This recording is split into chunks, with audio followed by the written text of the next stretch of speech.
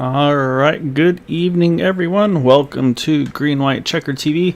Tonight we have the Area 51 Cup Series regular season finale. There we go, here at Atlanta. So right now you see the points as they stand, and right now you can see right now it's showing the best 7 out of their 8 starts that they've had throughout the year. That'll be updated after tonight's race to their best 8 of the 9 regular season races before we start that 3-race playoff. And right now, it looks pretty safe here. I think if you're in that top 7 or so, you're probably feeling pretty good about the gap. You've got Andrew Pleshy in that 7th spot. He's got about 26 points over Robbie Richards. I think that's a pretty comfortable margin for him. However, if you looked from Robbie Richards with 200 points to Gabe Butler with 193, that's only a 7-point difference between the two of them. So that could definitely come into play tonight to shake up our point standings for that top 8. We saw on Sunday, I should say, on the super speedway side of things, it was 1 point difference between 8th and then 2 drivers tied for 9th. So we could see something crazy like that again this evening. So tonight's going to be 100 laps is the scheduled distance.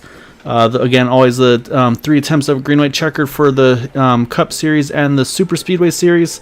And yeah, so say drivers making their qualifying laps right now. And do need to mention we do have a sponsor coming on board with the playoff system for the Cup Series. I'll say Todd Merkel bringing some of his guys on board with the Merkel Racing engines. I see his icon, or his logo there on the bottom left with the custom engines part sales. So you can check him out also at merkelracing.com. So pretty cool that he's able to support the league like that. And of course, we've mentioned before, he's got a lot of associate sponsors that will definitely be showing throughout the race on that number 81 car. So really appreciative of Todd to put that on for the league, and it's going to be a lot of fun to see. Saying obviously a little bit of bias, but he's right there in that 12th spot as well, or sorry, the 10th spot as well. So I'll say he's a little bit out there, maybe about 21 points still, but you never know. We've seen crazier things happen. Maybe we'll see him close that gap as well. Yeah, especially at a track like Atlanta. I mean, it is a mile and a half, and we run these so often, but Atlanta's a lot different in that it's a very old racing service. And a lot of the mile and a half we go to, you kind of drop into the corner. When you think of Charlotte, you turn in, you're turning down the hill. Atlanta is different in that the corner is built up from the racing surface. So that changes the dynamic and changes how these drivers have to approach this place. Yeah, it really does, and this is also one of the most abrasive tracks also in iRacing, so you're going to have to really manage that right front tire. And I think it's just, I'd say that could really come into play as well, that right front wear versus the right rear wear, depending on where you're really abusing the tires on. So that'll be pretty interesting to see what the strategy is for the drivers here as well. And then also on the iRacing side, this is one of the tracks that they've made some adjustments to try to kind of get some multi-groove action going on. So I'll say they're, in theory, most of the tracks we talked about, it's a little bit low line sensitive. This track they've been working on the top groove, so maybe we'll see a top line form as well here tonight at Atlanta. Yeah, I've intentionally stayed away from Atlanta. I like to drive the tracks before we do the broadcast, even if it's only for a couple laps. But I intentionally stayed away from Atlanta because I want to see how the drivers react to the changes. I don't want to have any preconceived notions on what I think they should do or what they're going to do. I just want to be surprised by everything and see how they approach this track. Yeah, it's definitely going to be fun to see exactly that. They'll see how they do approach this one tonight. And say starting off strong here, Larry Yingling gets the pole. Big lap by him, almost a 10th quicker than Logan Helton there in second. Kevin DeBrown right there in that 3rd position. Chad Wilkes in 4th. Then you got Kevin Freeze rounding our top 5. Ryan Kelly, Josh Schofner, and Maxwell Caldwell round out our top 8. You got 9th through 16th, Brandon Pasalacqua, Andre Guerra, Quabi Brooks, Todd Merkel, we just talked about him. You got Michael Spell, Andrew Pleshy, Robbie Richards, Lewis Woodall in 16th. And then 17th through 21st, these drivers opting not to put down a qualifying lap. Gabe Butler, one of those we had mentioned. Then you got James Ledford, Eric Laurie, Nicholas Winook, and John Brill rounding out the field this evening.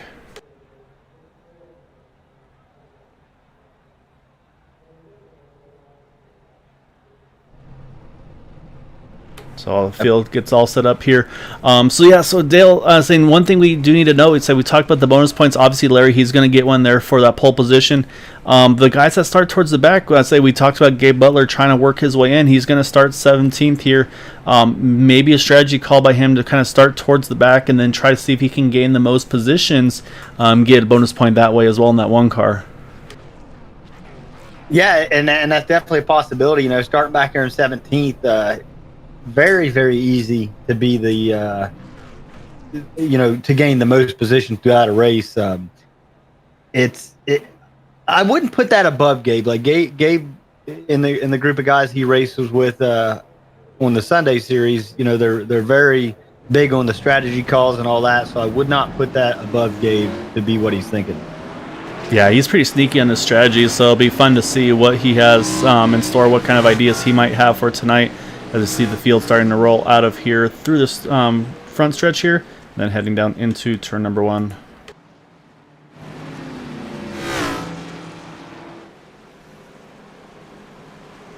So yeah, fuel window, Dale, sounds like it's going to be in the mid to low 30s. I thought they would actually be able to go further, but it sounds like they're thinking in the 30 range tonight.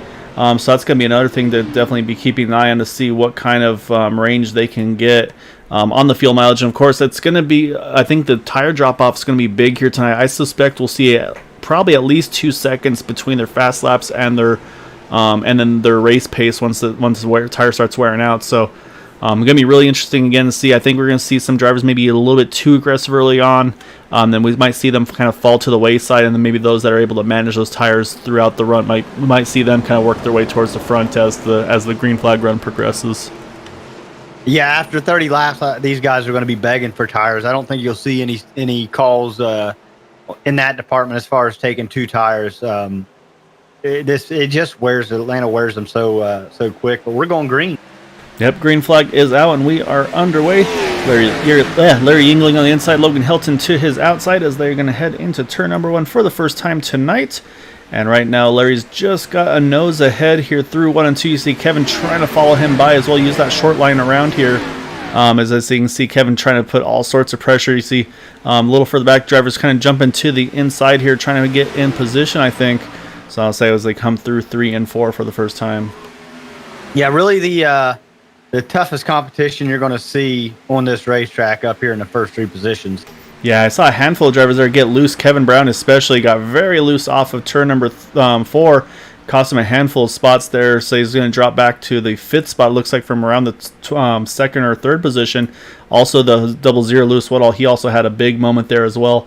And then so you did note there, we saw the 17 of Chad Wilkes. He ducked into the pits there. That's kind of a layover from last week's at Kansas, I believe it was. Let's say just some that contact we saw between himself and the other driver. Let's say so the admins looked at it. They decided to have him do a pass-through penalty, or I think maybe a stop and go, as he's gonna as he serves it now. Say it's gonna put him down a lap, but say he'll be able to get right back out into this one here shortly. Yeah, and if you're gonna have to do something like that. As unfortunate as losing a lap this early in a race is, you want to lose a lap early in a place like Atlanta. Somebody's going to tag the wall and bring out a caution. As clean as the race may be anywhere else, this track just it's one of the things that always happens here. Yeah, saying we got a gaggle right now around that 3rd position. You see, you got Brandon Paslacqua. He's made his way up to 3rd. This actually puts the fastest lap of the race down that last time by. He's working the top side here around OEC Maxwell Caldwell loose there off of 2. He's right there with Ryan Kelly, also with Kevin Brown trying to recover from there, Larry Yingling as well. And Brandon's doing what we've seen him do a couple times these last few nights, Dale. He's doing exactly the same thing. He's really working his way from maybe a little bit further back in the starting grid than he wants to. Say tonight from the 9th position all the way up to 3rd here in just about 5 laps.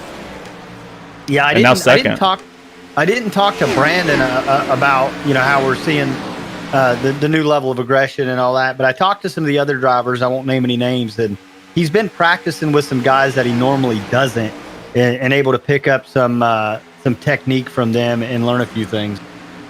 Yeah, you saw right there, Kevin tried to get underneath Brandon there through 3 and 4. Almost had it washed up a little bit, had to roll out of the throttle, and that allowed Brandon to power back by on that top side. And then a little further back, Larry Yingling. I think Larry right now, we talked about tire management. I think that's exactly what you're seeing from that 67 car. Let's say we also talk about Ryan Kelly. He's kind of one of the greats of saving tires and really being fast on the long runs. So I'd say Ryan's another guy in that 13 car I'll definitely be keeping an eye on as well. However, right behind them, Andrew Pileshi, he's also made a huge start here, Dale, up from 14th to 6th in those, again, now starting lap number 7 here. So Andrew wasting no time to jump up from his qualifying position. Yeah, I love what he's doing, up here trying to finish obviously as far forward as he can, but what I'm worried about is how quick he gained those now 8 positions. Yeah, that's going to be the question we talked about, kind of the people that kind of climb quickly but then might fall quickly as well. So you see now Kevin and Brandon there. Let's say Brandon was trying to get the lead there, run the inside line, lost a little bit of that momentum we just talked about, and that allowed Logan Hilton to sneak a little bit away. And now Kevin trying to take advantage of that as well here. So we talked about it again and saying I feel like these guys might be just being a little too aggressive early on. But say again, I think they've probably ran some laps. They know kind of where their pace is tonight. Just gotta make sure that they're not abusing these tires too much too early. Yeah, Logan Helton, he really jumped out there and had a decent gap, but Brandon Paslock was not really had a problem reeling him in, and it looks like he's going to be able to look under him, probably not in 1 and 2, but be there. Actually, he does look under him in 1 and 2. Yeah, I'd say we're looking out back from that 6'3" Logan Helton. There was not a lot of loose there for the 21 off of 2, trying to keep off of the 63 car. You see Larry Yingling try to peek his nose to that top side as well. But yeah, you're right. He was able to get a good run in there. But now here comes Larry. He's going to start running the top side like we talked about. So you can see that multi-groove. I think what iRacing had worked on a little bit, and of course, I think this track really just bodes to being multi-groove just with the wear that it has. I mean, right now, Dale, we're only on lap number 10 here. And these guys, their fast laps to what they're running now has already dropped over half a second. Yeah, Larry had been running higher than anybody else on the racetrack, but Kevin Brown took that line through 1 and 2 there. But I mean, Larry's again the highest person up there, just right on the wall. Yeah, and that's one of those things. It's a longer distance around, but you can see the run that Larry gets on the exit. You can see he gets right to the rear bumper here of the 63. I think Logan saw that. Logan jumps to the top side. Larry's going to duck down on the inside here, and we'll see if Larry's able to kind of keep the momentum up here on the exit. He gets loose as well as contact a little bit further back there. It looks like the 82 had a little bit of a moment there. I'm not sure if it was between himself and the 93 or the 13 or where, as they go 3 wide for a moment through 3 and 4, and it looks like now they're finally able to get it back to double file here. Yeah, that really was. I mean, you've seen the cars get a lot more sideways on tracks, and we talk about how great of a save that is. But coming off of turn 2 here and to get shot down to the apron like that was a heck of a job by Andrew Pileshi to gather it back up. Yeah, you see now he's kind of pinned to the inside, which is definitely not where you want to be. And as you can see, a lot of movement going right between them. You see Kevin Freeze, he tries to duck underneath that 50 of Josh Schofer. Josh was trying to make a move as well. But say Kevin Freeze had the momentum, but now same thing for him. Looks like he's going to get a bit pinned to the inside line here. So right now it seems like the outside line might be the preferred place to be. Just seems like it's able to keep the momentum up a little bit. As I said, we're going to jump back up front. So again, another battle here. Larry Yingling trying to work the inside of Logan Helton off of 2. But again, that top momentum right now still prevails. Yeah, and you saw right there, Larry gets door to door with him, middle of the corner, but coming off, Logan was able to pull him. This time through 3 and 4, Larry Yingling's going to take the top side. Yeah, right now it seems like they're just kind of trading who's going to run top, who's going to run bottom. And say it just depends on the momentum they've been getting. So, right now these two qualified 1-2 just right now in switch positions, and now you see both drivers running the top side here. And then here comes Ryan Kelly. We talked about him being one of those drivers to watch on the long run. I say we're only on lap number 14 here, but I mean 14 laps at Atlanta is the equivalent of probably about 25, 30 laps at most of our other 1.5 mile tracks. So I say again, I think this is going to be right in Ryan Kelly's wheelhouse tonight. Yeah, and he's displayed that. He's only up 3 spots, but he had a good qualifying position in 6th. Now he's up in 3rd, and this field has shuffled around quite a bit already. A few guys going back, a couple guys coming forward. So Ryan's doing very well. Yeah, so he was about a 1/10 of a second quicker than the leaders last time by. However, quickest car last time by, the 94 car, Maxwell Caldwell, he's going to be in that 5th position here. Saying we're gonna have some fun updates on this one, Dale. Say because I know you and I and Maxwell we've all talked a little bit, so we're gonna kind of do some driver commentator swaps here for season 8. Maxwell getting married here, not too far away, so he's not going to have the time to dedicate to kind of get the practice and everything in. So you're going to kind of give up your headset and be able to hop in the car of this 94 car, saying Maxwell's going to trade and jump in the booth here with me. So it's going to be a lot of fun for you, I'm sure, coming up in season 8.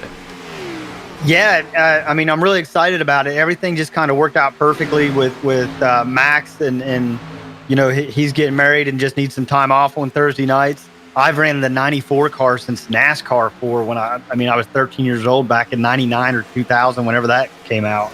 So everything just kind of worked out perfect for this to happen. Yeah, so it's always fun to get those opportunities. So it's gonna be a lot of fun. Obviously you'll be able to get some more insight from season 8 to get kind of what the feel is gonna be, and then obviously from there on, well, who knows what the plan will be between the two of you. I know Max was pretty attached to that number 94 as well. So you guys might have to fight for it after season 8, see who's gonna go where. But right now, I'm watching Ryan Kelly again. You see Larry, he saw Ryan catch him. He's like, you know what, I got nothing for you. You go on by here. So Ryan Kelly, he's going to jump up to second now and start trying to put that pressure on our race leader, Logan Hilton. Yeah, and you called that early on. I mean, Ryan's now up to second, as we see. I'm going to get up here and work on Logan here in just a second. It saved his tires very well.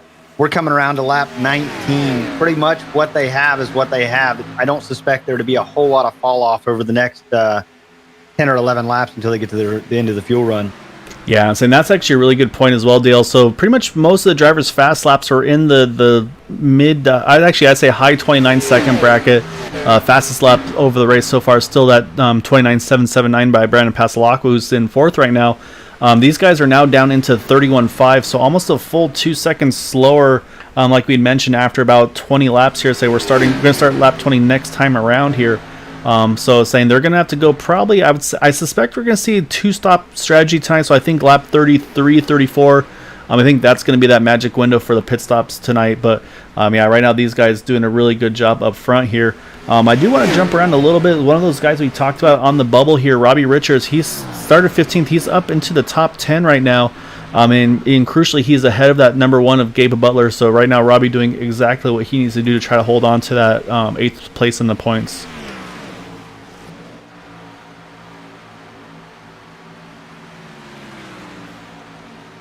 We'll look around here a little more. So you see Quabi Brooks right behind him. We talked about Kevin Freeze a little bit. He's just in front there in that 9th position. As I think Kevin, same thing. I think he's probably trying to manage these tires and then try to make a move for it a little bit later on. And then right behind them, you've got the 88 of Michael Spell. With him is Lewis Woodall. We saw Lewis get really loose at the beginning. Able to grab it back though, and he's back after it here. And then also sitting just a little further back there in the 14th position is Todd Merkel. And we mentioned Gabe Butler right now.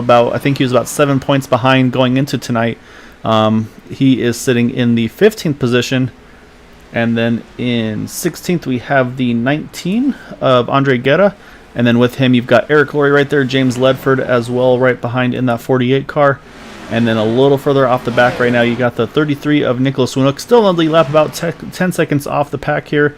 And then the 90 of John Brill here as well, about 15 off the back there. And Chad Wilkes, he still is, unfortunately, he's actually 2 down, Dale, from the pit stop. I think may have actually had a stop and hold also from the, it was either from that or possibly maybe too fast on the entry, so it kind of made things worse. However, when I was going through all that, Dale, unfortunately, I apologize, we missed the pass for the lead there, but Ryan Kelly has taken the point, and he's been stretching it out, Dale. He's up to about 6-7 tenths of a second here. Yeah, and until everybody gets on fresh tires, nobody's going to be able to touch him. I mean, unless he really, really loses a car and gets the tires out from under him, just steadily faster than everybody behind him. And what a heck of a job. I mean, a guy we don't normally see leading, especially this early in a race up here. What are we, 24 laps in now? Yeah, Ryan Kelly, he's usually one of those guys about maybe the halfway point, 3/4 point of the race. That's when you really see him kind of grab that gear and really get after it. But like I said, I think Atlanta just really kind of falls into his wheelhouse. Like I said, it's a very abrasive track, a lot of fall off.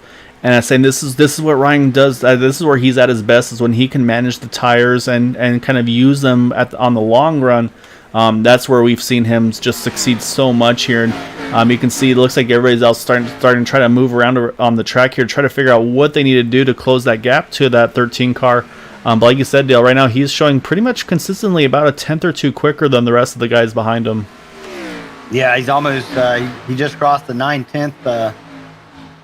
Now he just crossed the second mark on leading, so he's just running away with this thing right now. I talk about this relatively frequently on these tire saving racetracks, and how Kevin Brown really is not the best at saving tires, and it's kind of showed itself in a big way here as he's fallen back to 7th. Yeah, so he was up there in that second, third position. We saw him get really loose at the initial start there, and Billy, like said, he's gone from now from that third position of qualifying to now the 7th. And actually, I see some traffic. Oh, we see a couple cars. Looks like had some trouble. Yellow didn't come from it though. You see that 19 Andre Guetta, the 071 Eric Laurie, both with some heavy damage, but did not bring out the yellow. So I'm going to go hunt back and try to see if I can find it real quick, see what happened to the two of them. I'll say because both cars with heavy damage on them. So pulling up the replay here as they come out of turn number 2. You see the 071 inside the 19. And then as they come out of turn number 2, I think what we're going to see here, yeah, you see the 19 kind of wash up just a little bit too high. He catches the outside wall. And then unfortunately, Eric Laurie, just nothing he could do, just in the wrong place, wrong time. They're both going to go into the inside wall, take a hard shot for both of them. But what happened though is since there were no cars really close to them when they were spinning, that keeps it under green. So let's say we stay green here at Atlanta. Saying we right now are on lap number 28 of 100, and then we were just talking about Kevin. Now he's under attack from Josh Schofner, which would drop him back into the 8th position here. Yeah, especially you talked about this track being very abrasive. Especially here, you have to be very conservative, and the most aggressive driving styles don't always prevail, as we're seeing, because Ryan Kelly's not known for his aggression. He's known for when we talk about him, how smooth he is on the racetrack. How conservative he is, and at a 2.5 lead, it's really paying off. Yeah, so actually, I think a really good thing to show here is we're going to compare some wheel input. So we're going to run a lap here with Ryan Kelly. Watch how smooth his wheel input is here through the turns, and then we'll compare that with another driver a little further back here. But right now, you see as he enters turn number 1, it's really small changes. Like you don't see him kind of jump left and right very aggressively, just little movements back and forth. Which is just kind of keeping that feel of the track. I mean, he's just doing a really good job of keeping that wheel steady. I'd say it's just one of those things. The less movement you can make, the better your car is going to feel. And so, I mean, that's exactly what Ryan Kelly's doing right there in that 13 car. So, I'll say we'll jump back to the 93. So we talked about him kind of falling off the back here. So we'll take a look and see what kind of input he's got on his side to see if maybe he's having to work that wheel a little bit harder here.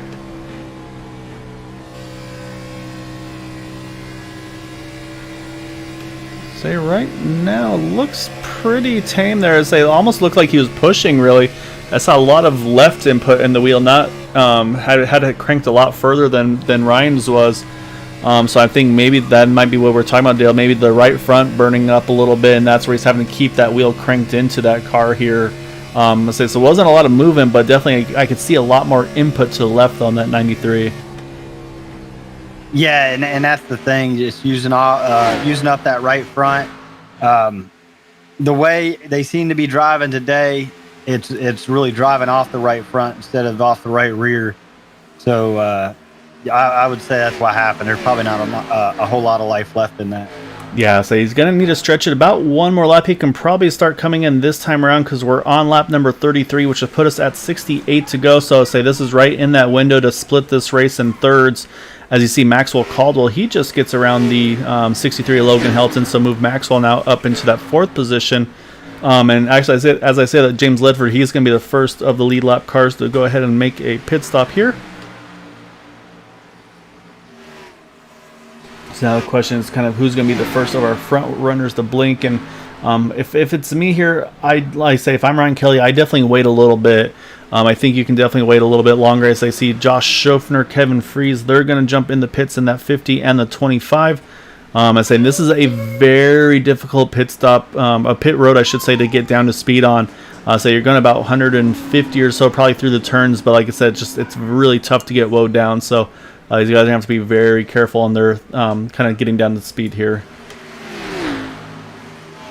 I'm up here looking at Larry Yingling currently in second. We've seen him fall back to probably fifth, and now he's back up here in second. But Brandon Paslak was right with him as he's looking to the bottom through 1 and 2. Yeah, I mean, just Brandon has been on a charge these last handful of races. I mean, we've been talking about it, and I say whatever he's found. I mean, it's been working for him. You see, Lewis off of 2 tried to see if he could clear him, couldn't quite do it. Opted not to do the slide job in front of Larry there, and I think again that's just the respect that's shown between the two of them. Did you mention Todd Merkel, Quabi Brooks, Nicholas Winook? They're all hitting the pits right now. And yeah, so right now, it looks like for the most part, still a lot of our leaders here have yet to make their first stop here. So I think these guys wanting to stretch it a little bit further, just wanting. I think that's just the concern of having to hit the pit road, and maybe someone having an issue on entry or exit. Yeah, it's watching Brandon. He got loose there off 2. That's a really, really tight race car, and I know he was sideways and it looks loose, but all that is him putting as much wheel into it as he possibly can to get it to rotate. Ryan exactly. Kelly's going to take pit road now as he slides in. That surprises me, Dale. I thought Ryan would be one of the ones to wait for them to go and then jump in, but I think he didn't want to be undercut by these guys around him. So yeah, like I said, he's going to pit here on 37 with 64 to go. So it gives him a little bit of margin over the kind of pitting right on the number. So say Ryan Kelly, he's going to hit his pit box here. So now I say the question is going to be how fast do these guys behind have to react to that 13 car. Do need to note Robbie Richards also in the pits.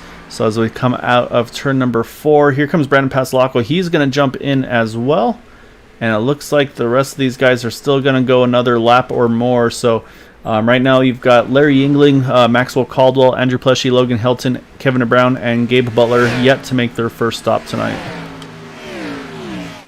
I really expected Larry to come after the 13 came down, but he's out here still running, and we'll know here in just a second. He's back on the gas. He's not coming in this time either. So I think Larry's opting for that fresher tire strategy. We've seen sometimes a lot of guys have talked about before where they feel like going longer on the tires is actually the best approach to take because that'll help you on the long run. So we'll keep an eye on that. But right now, you say we're going to give some lap time comparisons.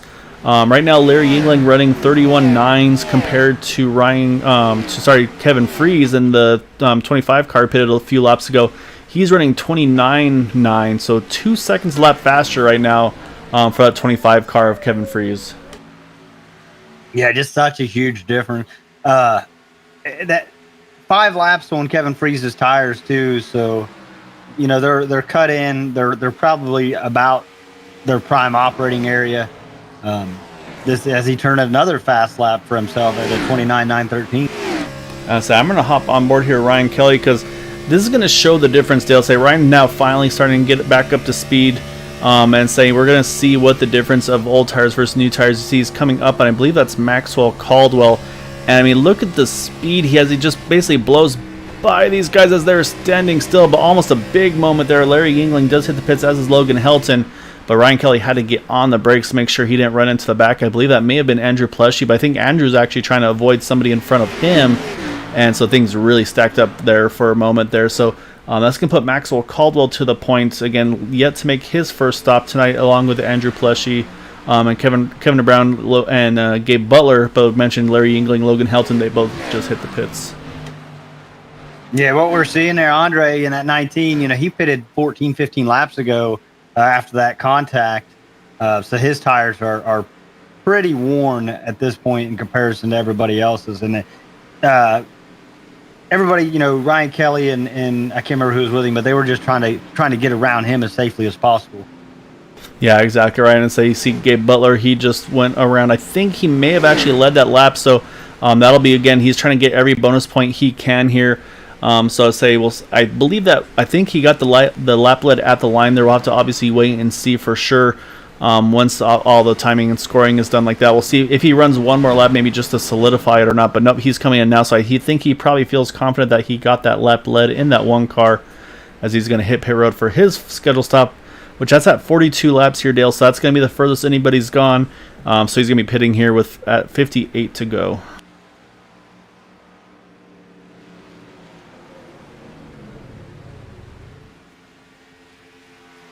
So So that's going to hand the lead back over to Ryan Kelly here. And say, but with the pit strategy, we've got a big shuffle right now. We've got Kevin Freeze now in the 25 car. He's up into that second position.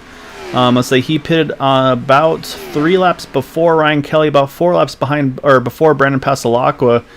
So now it's going to be interesting to see kind of what the pace difference is from some of these guys here, as everybody's on a different tire cycle at the moment. What's going to really save Ryan on all this, he was out to such a commanding lead, and he's 2.5 seconds out right now over Kevin Freeze. But he was out to such a commanding lead, like it's difficult to recover from a second and a half under green flag conditions. Yeah, it really is. And I was saying right now, he's got about almost 3 seconds over Kevin Freeze, and he's got fresher tires as well.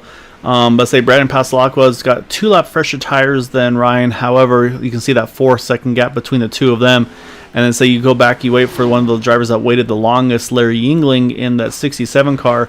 He's over 7 seconds behind here, Dale. So it's going to take, and it's a 4-lap difference between that 13 and the 67. So, it's not like it's a massive difference between the two of them.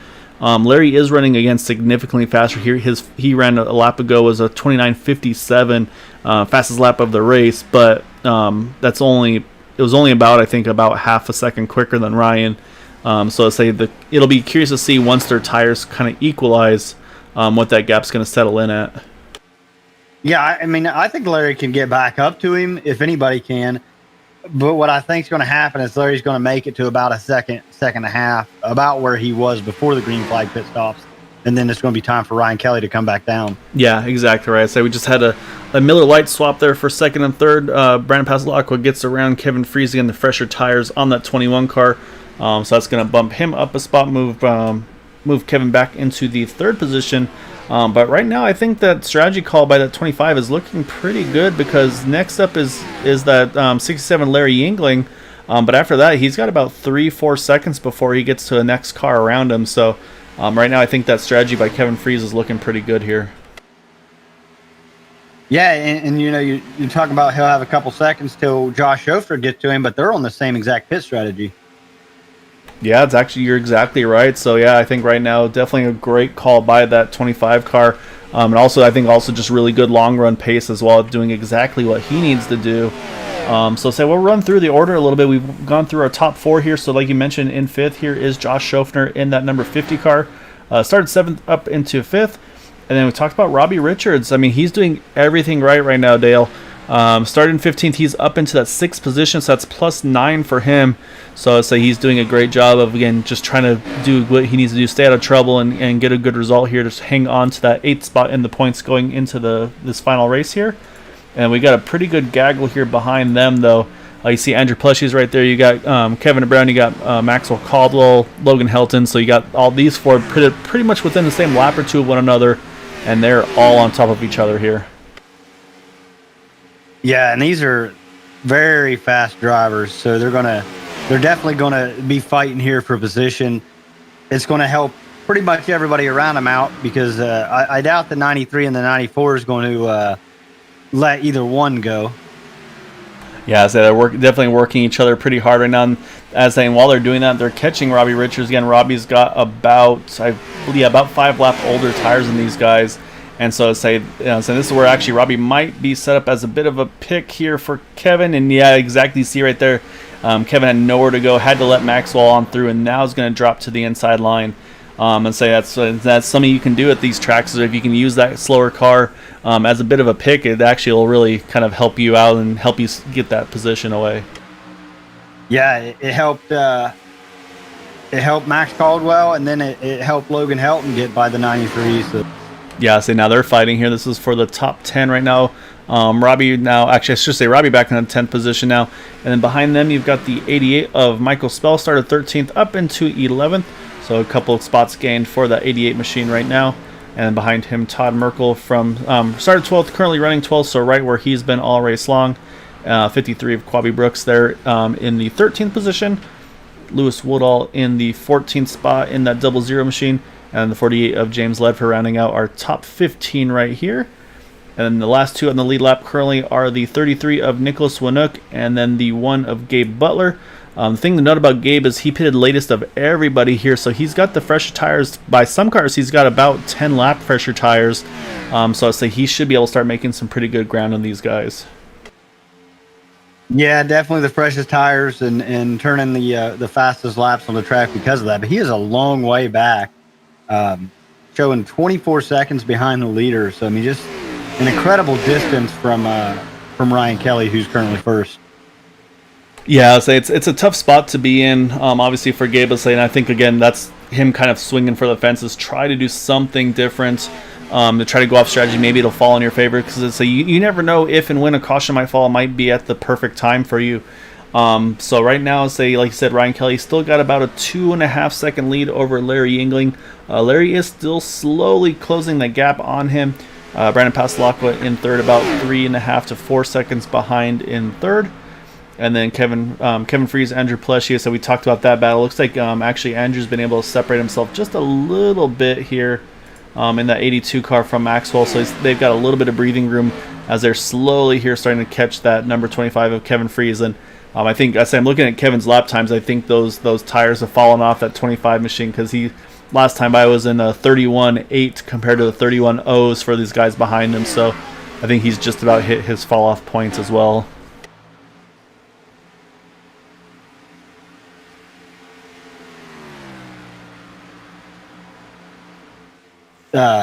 Logan Helton and Kevin Brown still back here battling it out for position. Logan hasn't been able to get away from him. Kevin keeps getting to the back bumper and just, they got 15 laps on these tires, not able to make a pass. Yeah, I'll say Logan, I think, actually has 1 lap older tires than Kevin, but so we talked about probably Kevin maybe just being a little bit too abrasive on the tires, especially early on, so it's probably been hurting him while he was fighting with those guys around him. So right now Logan grabs that 7th spot from Kevin here as they hit turn number 3 one more time. And we were talking about that one of Gabe Butlerdale at the beginning. He was the last car on the lead lap. He's now up to 15th position in that one machine. Like I said, still a pretty good gap away from the leaders. However, he is running about 0.6 of a second or so quicker than our race leaders as well. So he is starting to build the gap. He's pretty close now to getting to that 00 of Lewis Woodall to put him up into 14th as well. So I'll say he's going for a different strategy here. We'll see if it pans out or not. But I think this is the gamble you're seeing from that one car to try to do something different to hopefully get him in a position to try to leapfrog that 12 car in the points here tonight.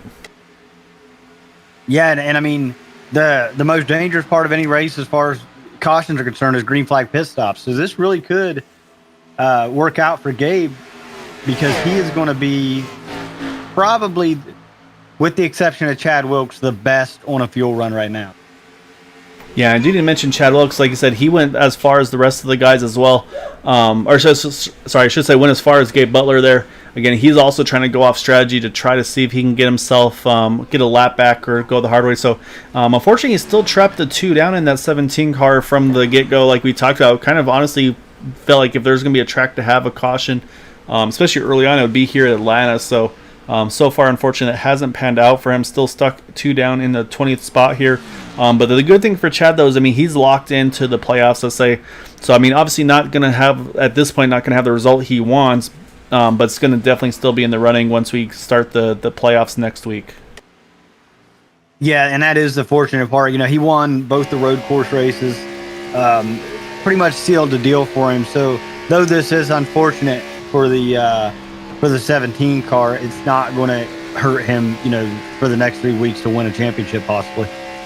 Yeah, exactly right. So yeah, right now it's still Ryan Kelly that's showing the lead here. It's about 1.5 seconds now between himself and Larry Yingling. So Larry is closing that gap, but like you said, Dale, it's going to be exactly like we talked about. Basically, by the time Larry gets there, it's going to be pit stop time for that 13 car.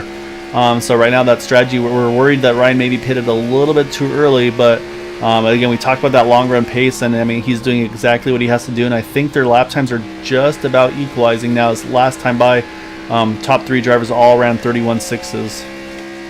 Yeah, if Ryan can hold Larry at that 1.5 second, between 1 and 1.5 second interval, it's pretty much going to be exactly like it was on the first fuel run. but what that does is that reaffirms to Ryan Kelly that, hey, this strategy can work, and he really doesn't need to change anything.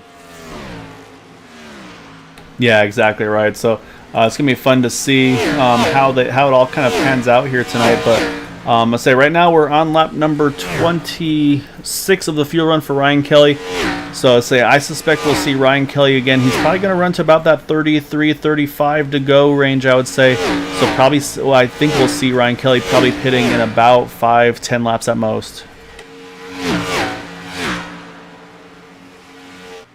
Watching a 63 of Logan Helton back here in 6th. He's by himself, but absolutely laying scorcher laps down. He's been 31.5 for 2 laps, and he just hit 31.6. Yes, and that's exactly what he's got to do. And to say the problem that he's got, though, is actually that last time by Maxwell, Andrew, they both also ran 31.6s. So these guys all right now, pretty much the top 6 all running pretty much right on top of each other lap time wise by about maybe a tenth or two difference at points. But right now these guys definitely starting to pick up the pace. I think this is where they're starting to push that little bit extra to get what's left out of these tires before it's time to make that potentially final stop of the race. It just shows you how the competition here at Area 51 has grown, and the drivers haven't really changed much from last season, but their skill level definitely has. The competition's a lot tighter, a lot closer than it was last season. You know, Larry won 7 races last season. I think he's got three or four this season, which is great, but it's a big fall off from the 71. I mean, everybody has really stepped their game up here. Yeah, definitely the difficulty is really increased. Saying this, like you said, the skill level as well. I don't know how to say this in a like without it coming out wrong, but like to me, Brandon Passalacqua, I mean, he's jumped another level. I mean, he was always a top 5, top 10 driver, but now he's running consistently now like top 2, top 3, and I mean right now he's running lap times right on with the leaders here in that 21 car.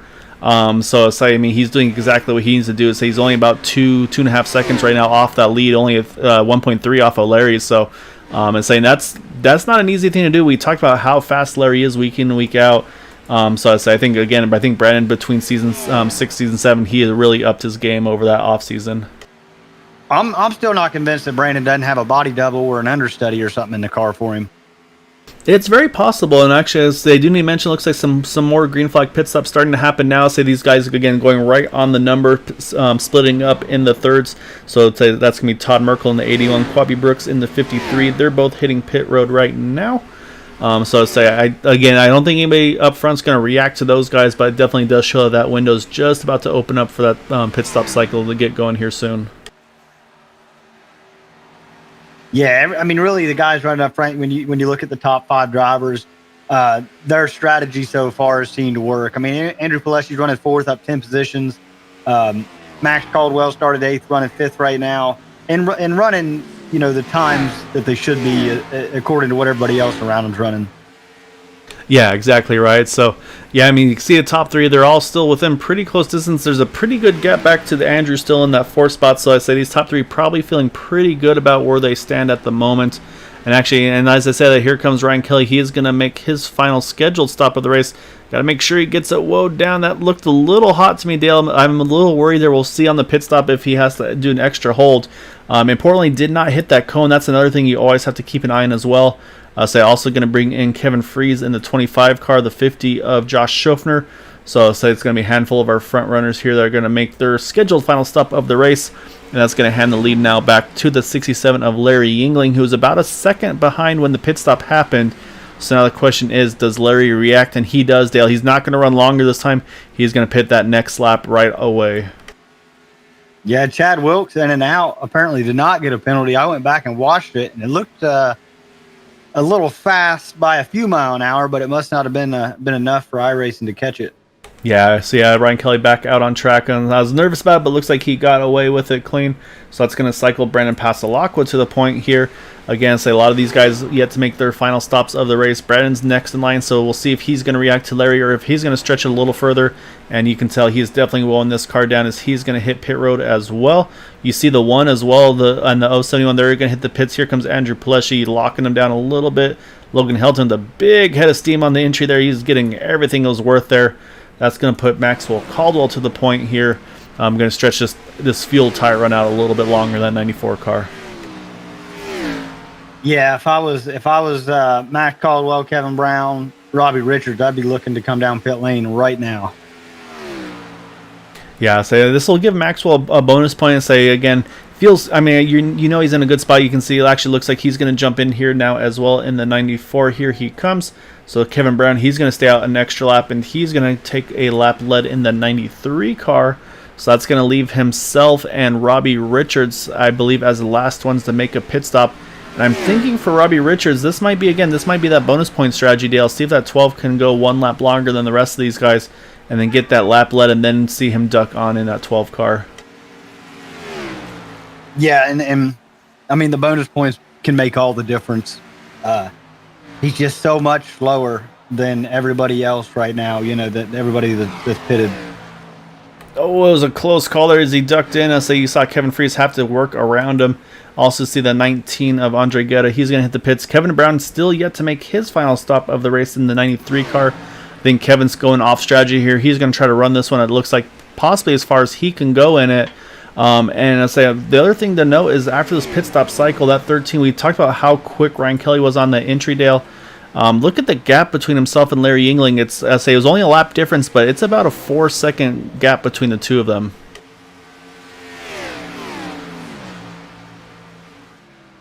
And I say 12, Robbie Richards, he decided he was going to go hit pit road. He is down and away. So that still leaves the 93. So I think Kevin's just going to go opposite strategy here, just run this thing out as far as he can. Maybe lucks out with the timing of a caution, maybe traps a bunch of guys a lap down. So you never know. So this is definitely a strategy I've played before as well. It looks like it's not going to pan out. He's going to duck in here now with 27 to go, coming to 26 to go. And that's going to cycle things back in a little bit to that 13 of Ryan Kelly. Yeah, my worry is every time Kevin waits late to pit like that, and he's racing against Larry, he always regrets it. Every time I talk to him afterwards, he's like, I think I could have been faster than Larry if I hadn't waited so long to pit. So this strategy worries me, just based strictly on the conversations him and I have had in the past.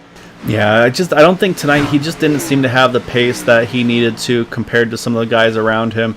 So it looks like he's just about to finish up his pit stop. So it's going to cycle him out around the 50 of Josh Schofner, so right around the 9th or so position on track. But right now, Ryan Kelly still showing the lead here.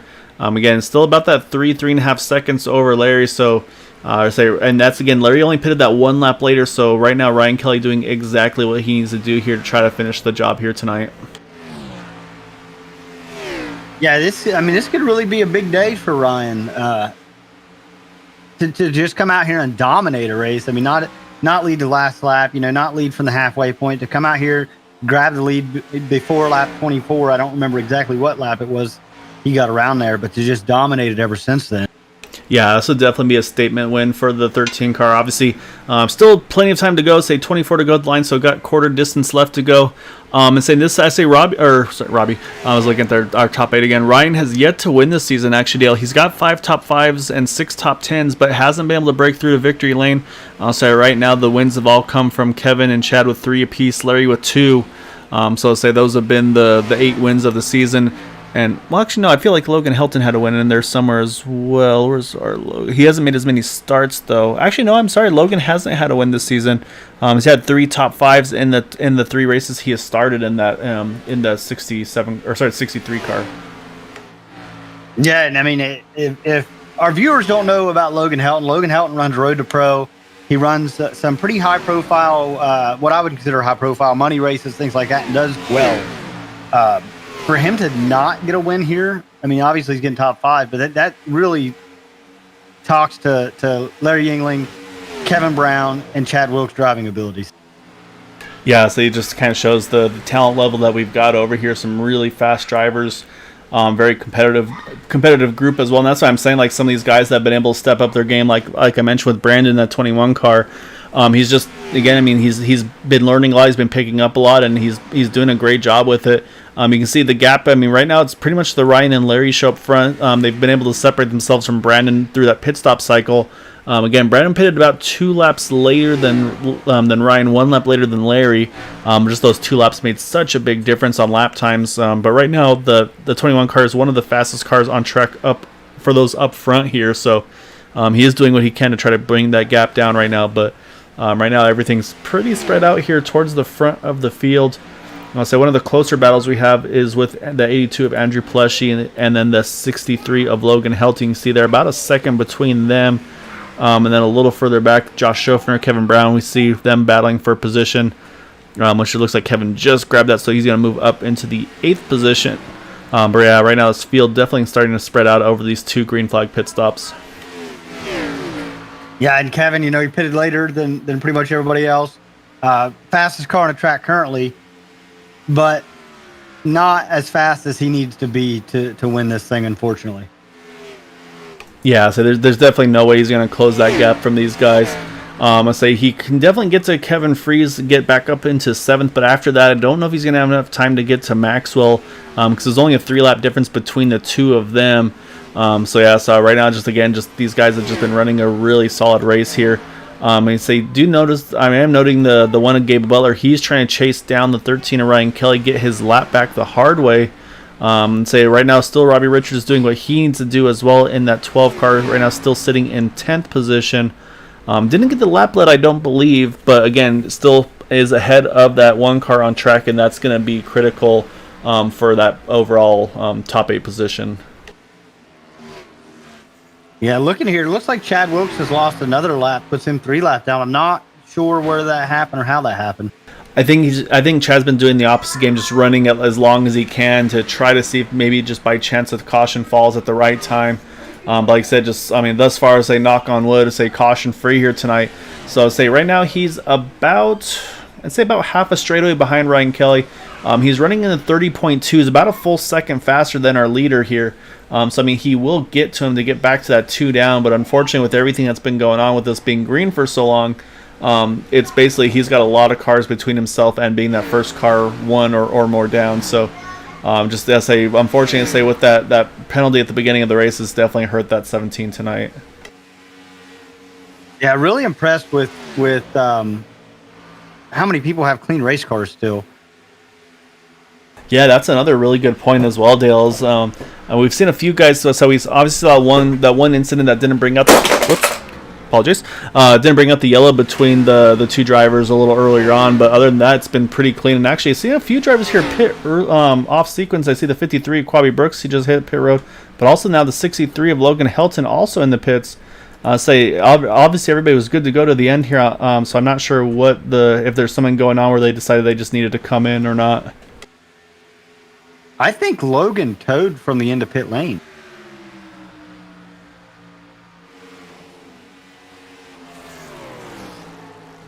I'll have to take a look. And I'll say I do see that 53 looks like he had retired. Hopefully no contact between the 2 of them. So we'll go back and try to take a quick look here.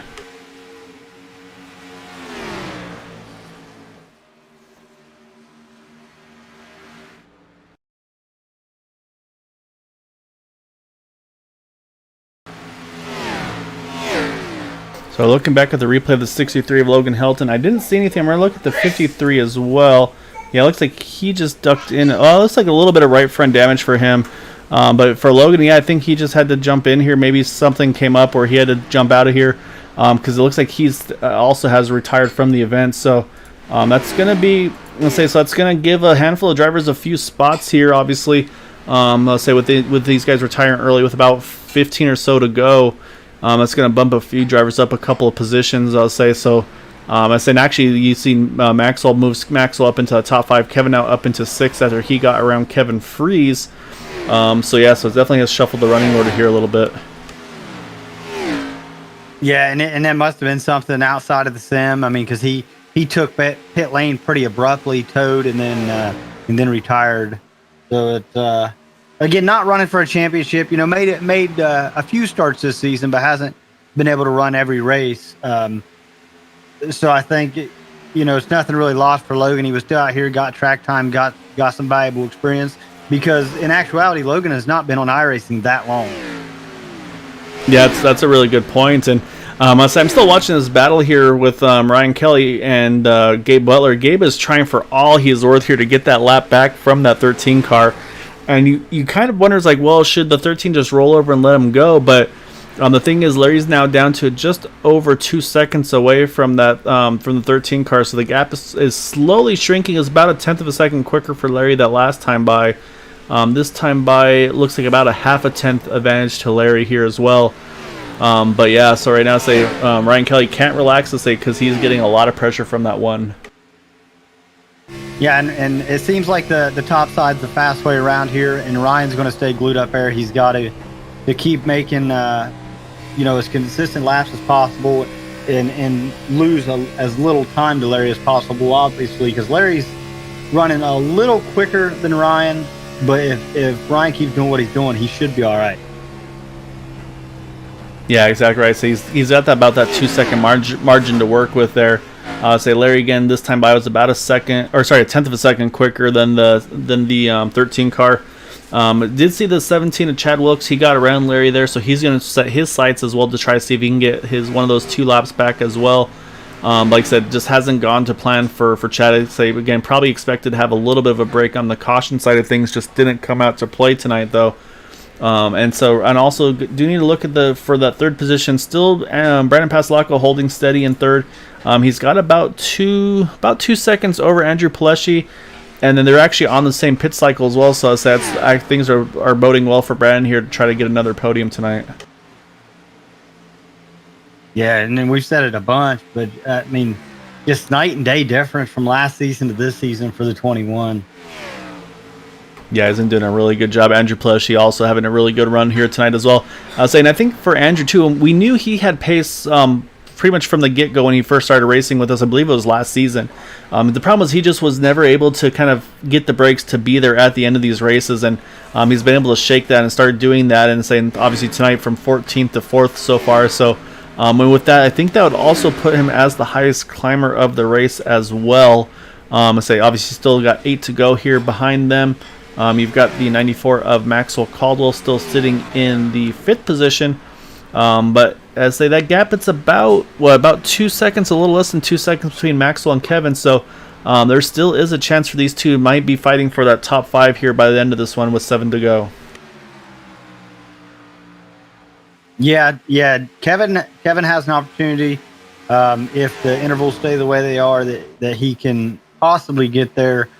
But what we've seen so far is once the tires wear, it's so tough to pass anybody. So it would definitely be difficult to get around Max Caldwell.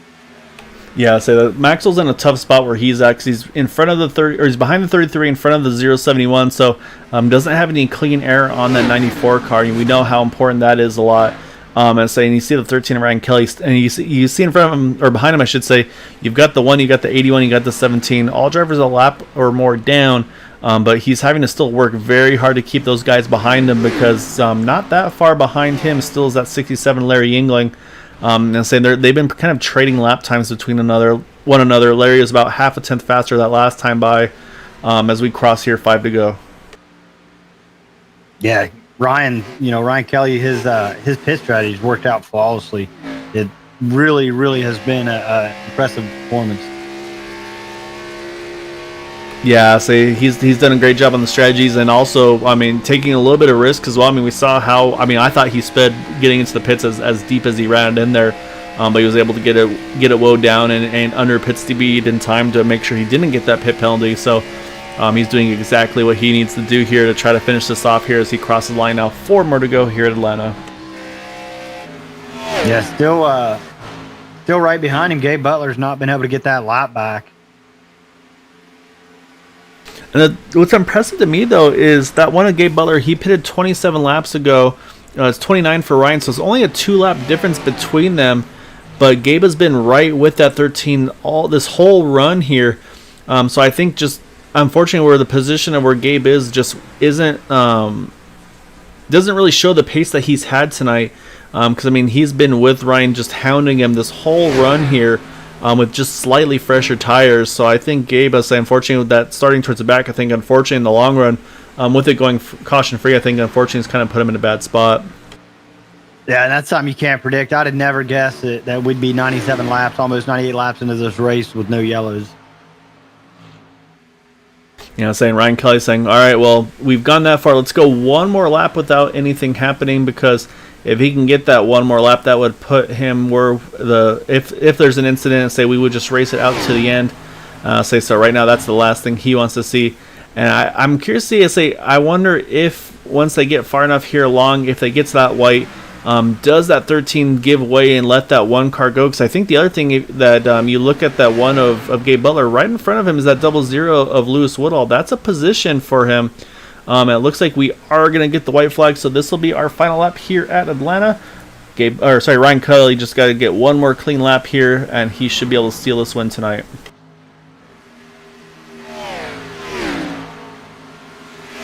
I don't think he's gonna let Gabe go. Yeah, I say so far he has not. Maybe it might be one of those things right at the end out of turn number 4, but yeah, I say right now Ryan Kelly just wanting to kind of keep the pedal to the metal, doesn't want to risk anything for chance.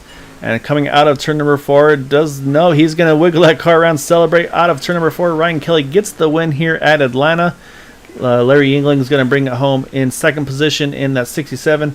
And then Brandon Passalacqua brings it home in third tonight at Atlanta. So, yeah, just really good job by these guys. I mean, caution free tonight, Dale. Like I said, neither of us predicted that one. But these guys just did an outstanding job this evening. I'll tell you what, I wouldn't have predicted Ryan Kelly winning this thing either. I figured, with how smooth he is and how well he saved tires, that he would have been up there. But to not only win, but just completely dominate this thing. Yeah, so it looks to be a popular win as well. As you saw Brian get up over to him. You see Chad Wilkes there, Andrew Pleshy, Maxwell's heading over there as well. So I think a popular win for these guys, for Ryan Kelly here this evening. As I said, just did everything right this evening. I'm saying he's going to be celebrating here on the front stretch.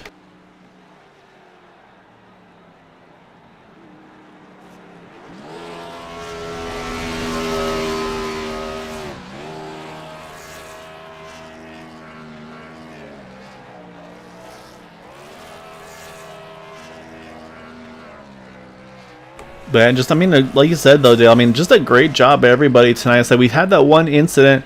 Like I said, didn't bring out the caution, but other than that, I mean, that was really the only thing I ever actually saw on track. So, I mean, just hats off to all the drivers here tonight. Yeah, there's very few leagues in iRacing that can run 100 laps in Atlanta caution-free. I mean, and this isn't the only place we do it. They run either caution-free or with just 1 or 2 cautions pretty much everywhere. I'm going to say it might be his first win of the season. As I said, he pops the motor there. I was going to say, but he's definitely got the burnouts down pat in that 13 car. As I say, you saw the smoke, and now it's completely expired. So you can't let that car pass tech, but I say Ryan Kelly getting a great win here tonight at Atlanta. So say we'll watch him find the word somewhere to park that car here for that win. I say a nice little photo op location there. And say with that, though, we got to go find our top 3, and that's going to start with the 21 here of Brandon Passalacqua.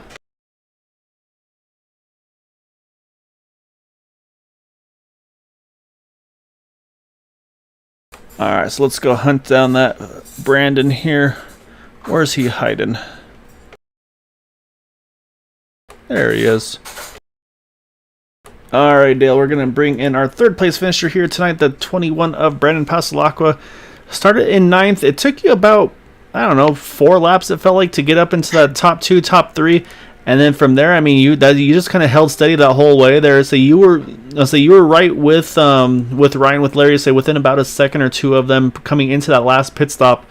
But say they kind of snuck away from you after that on the last part of that stop. So was it just maybe them kind of? I know you went the 2 laps longer than Larry there, or I should say than Ryan there. Do you feel like that was the difference on the gap between you guys, or maybe were they just a little bit more aggressive on those in and out laps there? Yeah, I think that was a difference. Ryan had on that first pit stop. Ryan had pitted just a lap before I did, and he put on an additional 2.5 seconds on me just within that one lap. So I think short pin was definitely a way to go. I knew that the 13 and the 67 were faster than me over the course of the run. So from there on the second pit stop, I was just trying to protect my third place position, and I looked in my rearview mirror and I saw Andrew and Maxwell, two very fast drivers, and so I was just trying to hold out as long as they would hold out before I came down and pit. So I was just playing it safe on that last run, just because I didn't think I had enough for Ryan and Larry up front. Now, obviously, you kind of balance here a little bit between the obviously a racer, but also being an admin here. So, I'm sure you're a pretty proud admin right now. Say going caution free 100 laps at Atlanta. That's not any tall order to do. No, yeah, exactly. It's not, and the best thing about Area 51 is that we can put these type of races on every week, and we have a history of doing so. So it's always good to see a race go green flag from start to finish. Maybe it's not as best for the broadcast all the time, but it's great to see drivers be respectful of one another and race clean and hard, and it's just always a lot of fun. So I don't know about you, Dale, but from my point of view, I thought it was a really exciting race. We saw there's a lot of action going on throughout the race there. You spread out a little bit, but say you jump around, so there's a lot of different pit strategies, and you kind of don't know who's going to manage their stuff better throughout the course of the run. So I thought you guys put on a great show tonight. Yeah, well, that's good to hear. No, that's awesome. A lot of fast drivers out here, a lot of people at varying skill levels, and it's nice that we're able to put on a good show for everybody watching. I'll say obviously this is 9 down, 3 to go. You're locked into that playoff. So it looks like you're gonna kind of I guess unofficially be in the 5th spot. First year of us doing this over with Area 51. So what are your thoughts going to those final 3? Can't wait. It's going to be a blast. The top 8 drivers that are going to be in the playoffs, there's no doubt. Like, these are some of the best drivers that we have in the series, and on any given day, any one of the top drivers can win. And this season's been, I think, a very good example of the parity that we have within the league. We have multiple race winners this season, a couple of people that have multiple wins. It's good to see Ryan. I think he got his first win this season. He's a former champion.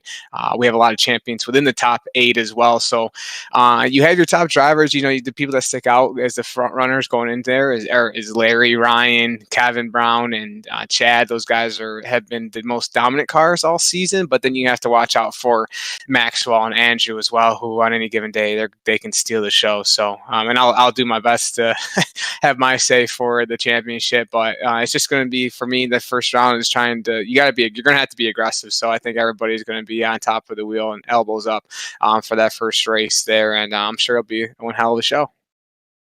Yeah, it's gonna be a lot of fun to see and to be a part of. So just again, great job. Dale and I were commenting on just the progress you've made from season 6 to season 7.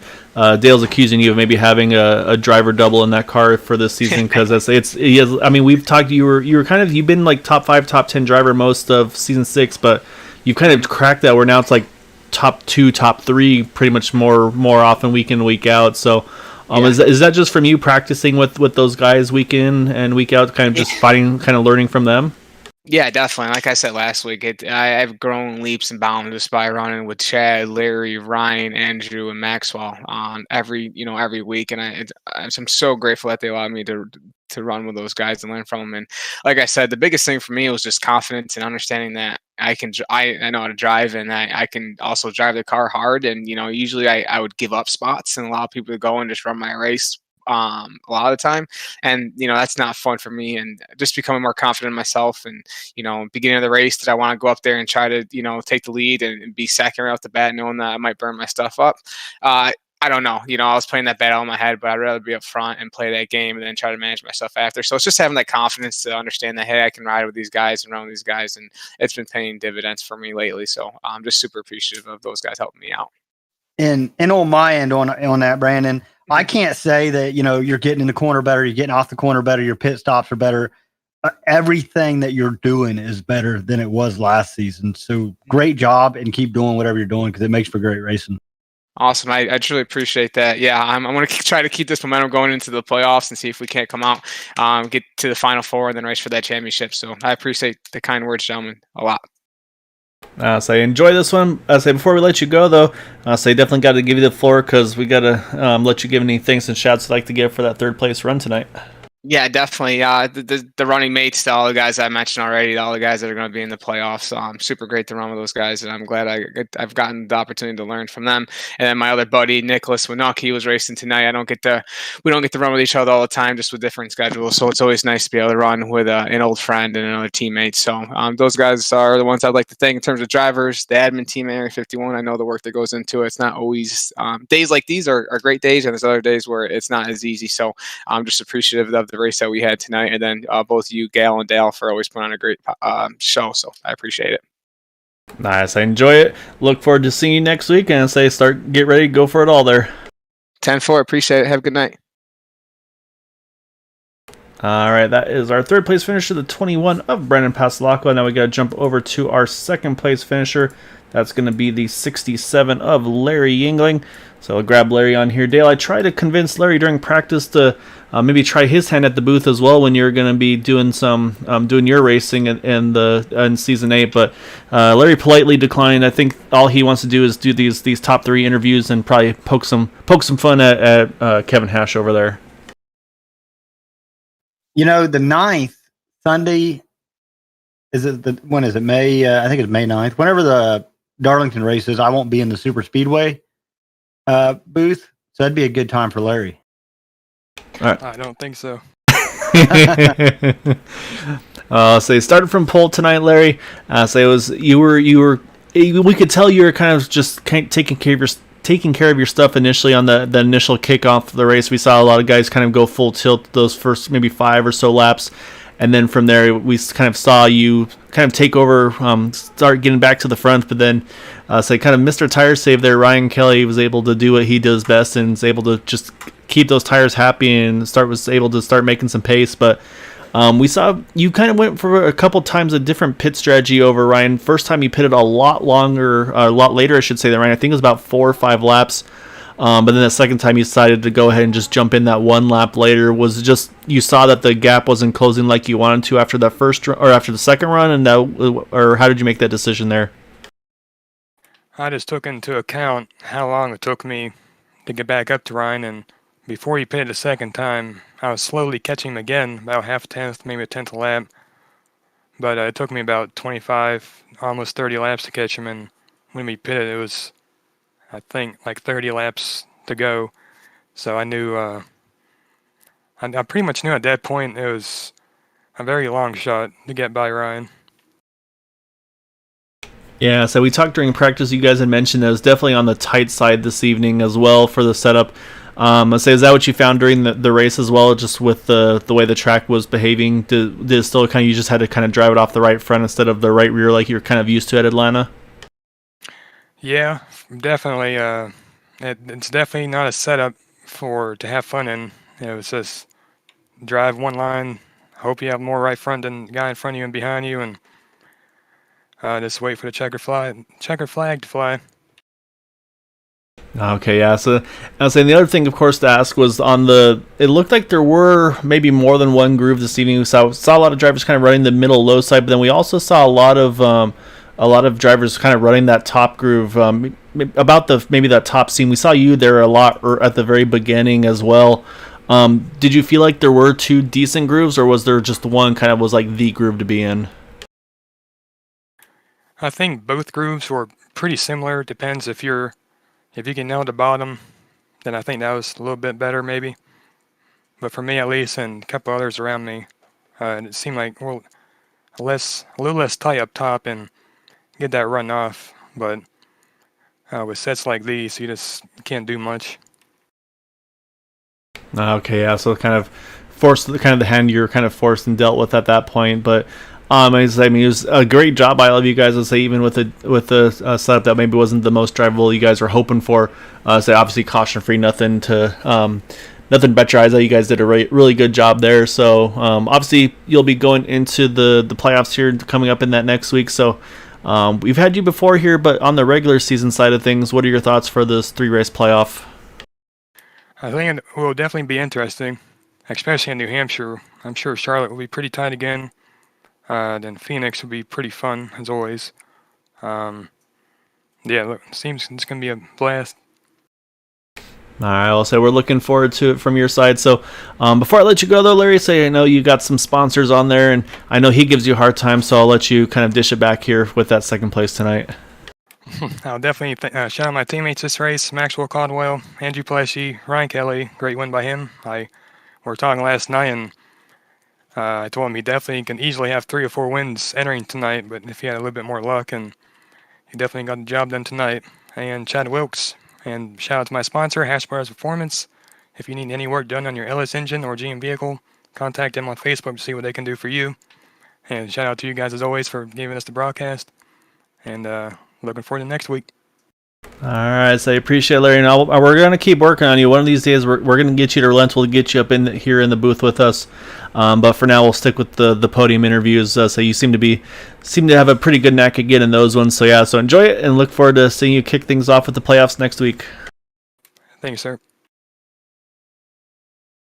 All right, so I think it's going to be a hard fight to be able to get that number 67 of Larry Yingling to join the booth with us, but we'll keep after him though, Dale. I think we might be able to get him to relent at some point. We need his teammates up there to put some pressure on him, I think they do. I'll say, well, every time I hop in practice, they usually are like, "Oh yeah, you should grab Larry," and it's like, "Oh, don't mind if I do," but we'll see. We'll find a way to get him one way or the other. However, we're gonna grab this driver of the number 13 Ciroc Chevrolet, Ryan Kelly, surprisingly getting the first win of the season tonight. Not surprising to get it here at Atlanta, though. I say we were talking during the race with the tire wear and everything like that. We felt like this might be the one for you where you can kind of work your magic. And I say this wasn't a Ryan Kelly race where you got the lead like halfway and then started to kind of make your moves. It was, you got up there pretty quick, and I mean, you were just setting sail. I mean, how did that race feel for you tonight? Yeah, it felt really good for me. First off, finally nice to be back talking to you from first. It's been a while, and I think a couple could have went my way this year, but besides that, tonight felt really good. I was good on the top and good on the bottom, and I think what you said about me getting the lead early, I feel like when I pushed the car harder earlier in the run, it actually made me a little, kind of loosened up the rear end, burning off my tires, and it kind of just made me less tight throughout the entire run. See, that's an interesting to note, because like you said, a lot of drivers talking about being on the tight side here tonight. So yeah, like you mentioned, maybe be able to get a little bit of heat in that right rear to be able to kind of help that balance out, make it a little bit better throughout the run. And I'm saying then obviously the other part of that one was you were definitely the one that did not want to be. You didn't want them to kind of do the undercut on you. We saw you both times were pitting a little earlier than the guys around you. And we saw between the first stop and the second stop, once you came in, they definitely reacted a lot sooner that second time. So was that kind of the same thing as I think you did that a few weeks back as well, where you pitted a little earlier, and it seemed like it worked pretty well. Is that something just you feel like is still kind of the way to go for you? Yeah, I believe, I don't remember what track it was. It might have been Kentucky, but I feel like I had it worked out pretty well. And if the caution didn't come out, I probably would have had the race won. So I was kind of just keeping my eye on the mirror, waiting to see what everyone did behind me. But my initial plan was to just split it up evenly in threes. So it kind of slightly changed, but it was pretty much on schedule with what I originally planned to do.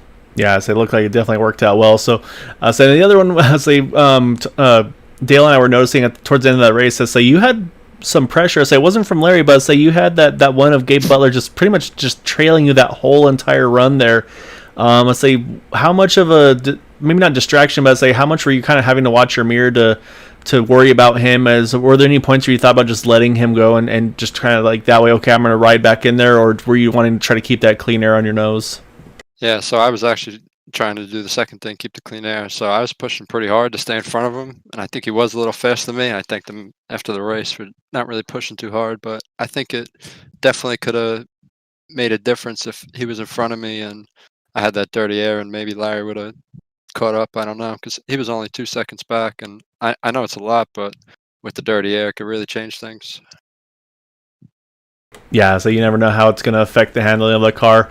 I say obviously tonight your win. I say it definitely looked like it was well received. I say saw a lot of the guys coming up and try to congratulate you before you win and celebrated there on the front stretch there. So like I said, I know you'd mentioned it's been a while since the winners interview. So like you mentioned, I'm sure that feels pretty good. So say now kind of a nice timing to do that leading into this the championship three races on the finale. So. What are you thinking going into those last ones? Yeah, I'm excited to start the playoffs. I believe next week we're at Charlotte, which I won the Season 4 championship at. So that's a pretty good track for me in the past. So looking forward to that, and hopefully can make it through to the final round. All right. So other than that, before we let you go though, you got to give some thanks and shouts for that win this evening. So definitely want to give you the floor because I'll say that was a great, just a really dominant, really awesome performance tonight, Ryan. Yeah, just all the teammates for practicing with and all the drivers. All right, well, enjoy this one. I'm sure the intensity, stress is all going to start ramping up here starting next week. So enjoy the calm before the storm and look forward to seeing what you got for us in those final 3 races.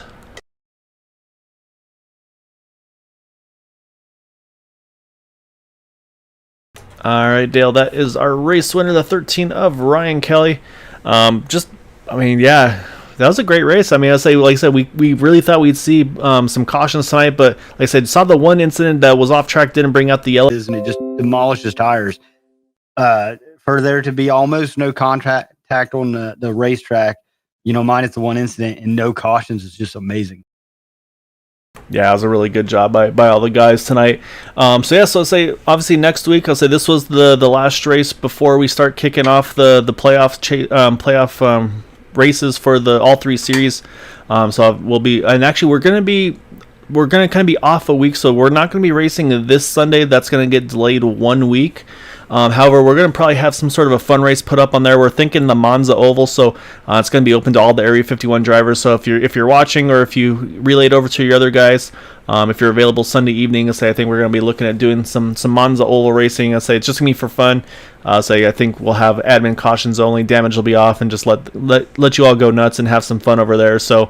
Looking forward to that. We're going to have a lot of drivers, a lot of playoff excitement going on in those coming 3 weeks. So, Dale, as always, appreciate it. Look forward to catching you in these next couple of races because after that, I'm gonna be waiting to get those top 3 interviews with you. Yeah, it's a tough group of guys, so I don't know that it'll be me up there, but we'll do what we can. Looking forward to it. So as always, appreciate you guys watching as well. I do have to apologize to your brother. I think I ignored him on the YouTube chat. So Jaime, I hope you're doing well.